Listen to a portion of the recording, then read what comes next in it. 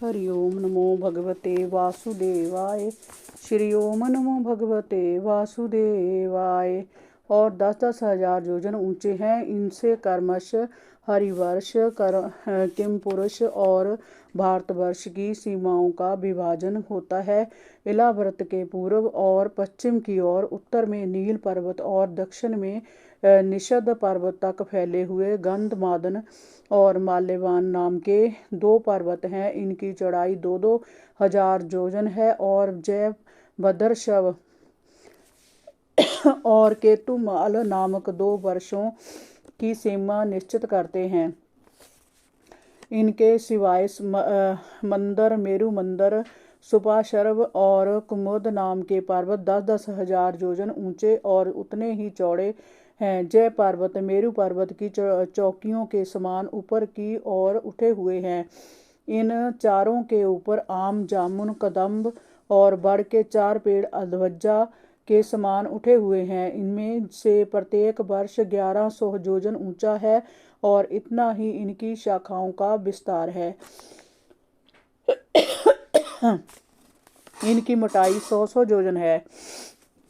भारत श्रेष्ठ, इन चारों पर्वतों पर 4 सरोवर भी हैं जो कर्मश, दूध, मधु, शिव के रस और मीठे जल से भरे हुए हैं। इनका सेवन करने वाले यक्ष, किन्नर आदि उपदेवताओं को के स्वभाव से ही योग सिद्धियां प्राप्त है। इन पर कर्मश, नंदन, चैत्रथ,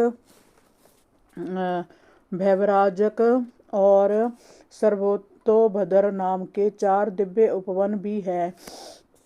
इनमें प्रधान देवगण अनेकों सुंदरियों के साथ विहार करते हैं। उस समय गंधर्व आदि उनके गुणों का बढ़ चढ़कर बखान करते रहते हैं।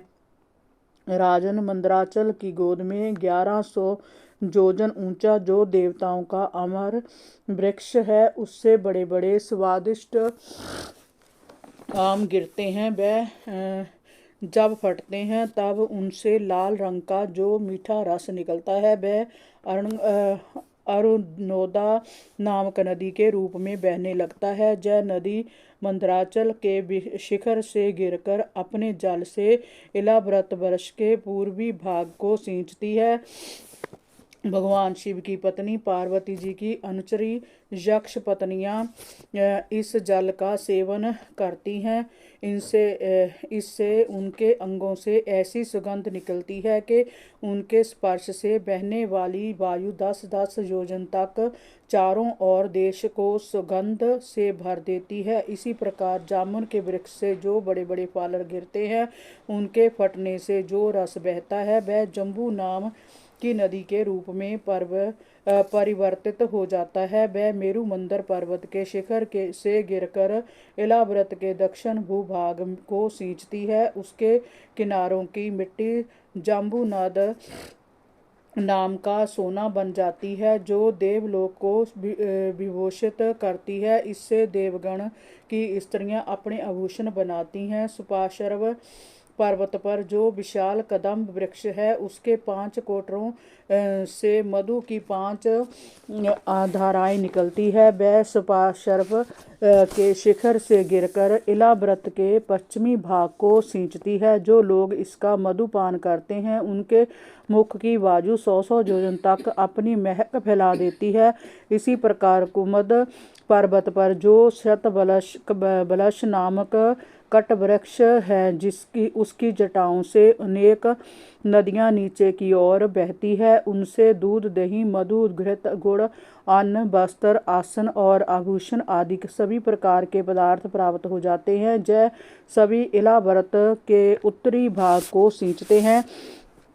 इनका सेवन करने वालों को बुढ़ापा कभी नहीं आता।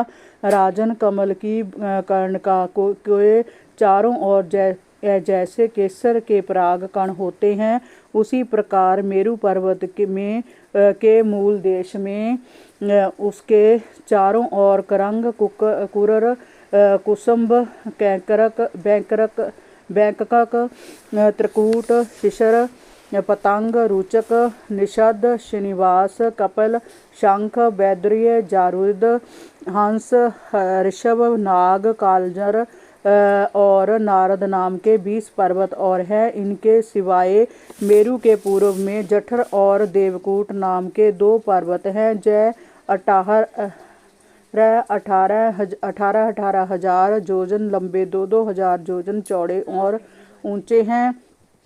इसी प्रकार पश्चिम की ओर पवन और पारियातर, दक्षिण की ओर कैलाश और करवीर तथा उत्तर की ओर त्रिंगर और मकर नाम के पर्वत हैं। इन 8 पहाड़ों से चारों ओर घिरा हुआ सुवर्णगिरि मेरु अगन के समान जगमगाता रहता है। कहते हैं कि मेरु के शिखर पर भगवान ब्रह्मा जी की स्वर्णमयी पुरी है, जो आकाश में समान रूप से चौरस 1 करोड़ योजन वाली है। कैलाश पर आशुतोष भगवान शिव का वास है और उस मेरु की 8 दिशाओं में इंद्रादि 8 लोकपालों की 8 पुरी हैं। वह परिमाण में ब्रह्मा जी की पुरी से चौथाई है। हरि ओम नमो भगवते वासुदेवाय। श्री ओम नमो भगवते वासुदेवाय।